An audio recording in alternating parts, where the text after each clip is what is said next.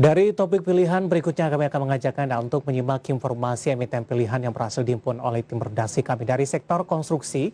Dari sisi rotasi pergerakan sektoral yang sudah kita update di pembukaan pertemuan kita di ID Session Closing untuk hari ini, di mana konstruksi ini memimpin dari sisi penguatan. Dan sekedar informasi, PTPP menguat di 7,32% di penutupan sesi kedua hari ini, WSKT menguat di 8,51%, Wika menguat di 5,38%, ADI dengan persentase kenaikan yang paling tinggi sebesar 17,14%. Nah, tim redaksi kami mencoba untuk mengambil salah satu informasi dari sisi fundamental, salah satu emiten yang ada di sektor ini. Ada Waskita, pemirsa, di mana PT Waskita Karya Persero Tbk atau WSKT ikut dalam konsorsium Badan Usaha Jalan Tol atau BUJT PT Jasa Marga Jogja Bawen untuk tol Jogja Bawen dengan pemilikan saham di 12,5%.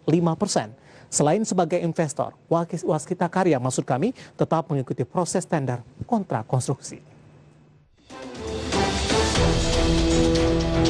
Dikutip dari berbagai sumber, SVP Corporate Secretary PT Waskita Karya Persero Tbk atau dengan kode emiten WSKT, Ratna Ningrum menjelaskan, selain sebagai investor, Waskita Karya tetap mengikuti proses tender kontrak konstruksi yang akan dilakukan oleh PT Jasa Marga Jogja Bawen selaku BUJT. Dalam pembangunan proyek ini nantinya akan menambah potensi kontrak konstruksi dan penjualan beton pracetak milik Waskita. Adapun nilai investasi pembangunan ruas tol Jogja Bawen ini sebesar 14 triliun rupiah dengan masa konsensi 40 tahun. Waskita Karya akan memenuhi kebutuhan investasi sesuai dengan kepemilikannya yaitu di 12,5%. Dikarenakan investasi jalan tol bersifat jangka panjang, maka Waskita akan menggunakan dana yang berasal dari ekuitas perusahaan atau pinjaman jangka panjang untuk memenuhi porsi investasi pada ruas Jogja Bawen. Sebelumnya, setelah proses pelelangan yang dimulai pada 25 November 2019 dan pengumuman pemenang pada 6 November 2020 lalu, proyek Jalan Tol Yogyakarta Bawen resmi dilakukan pengusahaan Perjanjian Pengusahaan Jalan Tol atau PPJT pada 13 November 2020. Proyek ini akan dikerjakan oleh konsorsium PT Jasa Marga Jogja Bawen yang terdiri dari 5 BUMN, PT Jasa Marga Persero Tbk, PT Adi Karya Tbk, PT Waskita Karya Tbk, PT PP Tbk, dan PT Brantas Abipraya Persero Tbk.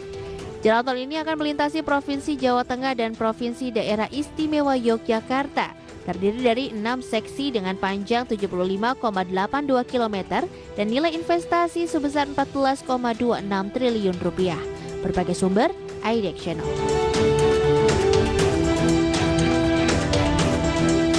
Dari informasi fundamental dari WSKT, berikutnya kami akan mengajak Anda untuk melihat bagaimana pola pergerakan teknikal Waskita di sepanjang perdagangan hari ini. Nanti kita juga akan lihat di sepanjang tahun 2020, nah bagaimana pula dari sisi valuasi PER dan PBV apakah masih menarik atau tidak. Langsung saja kita ke grafis yang pertama, kita akan coba lihat pergerakan intraday tradingnya di sepanjang perdagangan hari ini untuk Waskita, pemirsa.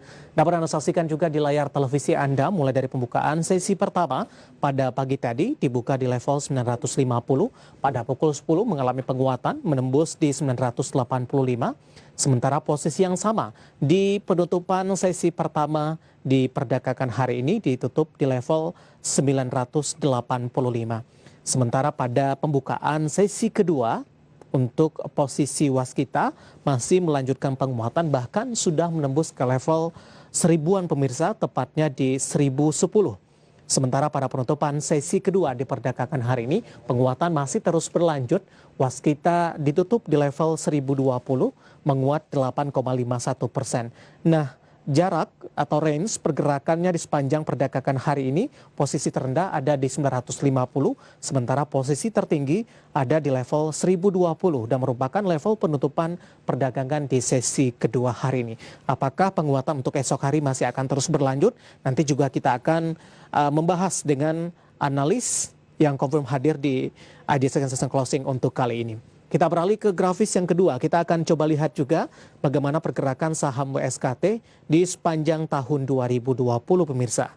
Di Januari masih bergerak di level 1.500-an, kemudian Waskita mengalami pelemahan dan terjun bebas bahkan menyentuh ke level 480 di April.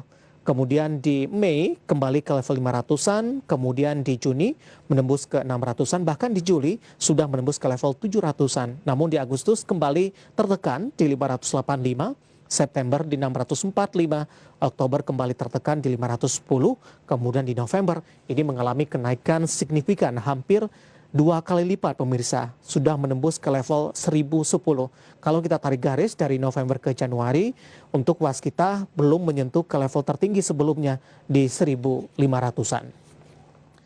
Berikutnya kami akan mengajak Anda untuk melihat dari sisi valuasi bagaimana posisi terutama untuk PER dan PBV-nya dari waskita. Dapat Anda saksikan juga di layar televisi Anda. Dari posisi PER ini minus di kisaran 6.10 kali, sementara untuk posisi price sales ratio atau PSR ini ada di kisaran 0.83 kali. Nah, bagaimana dengan posisi PBV-nya? Ada di kisaran 0.90 kali, sementara untuk posisi PCFR-nya ada di kisaran 93 kali. Ya, kombinasi fundamental dan teknikal, kemudian juga dari sisi valuasi, semoga bisa menjadi salah satu referensi untuk Anda.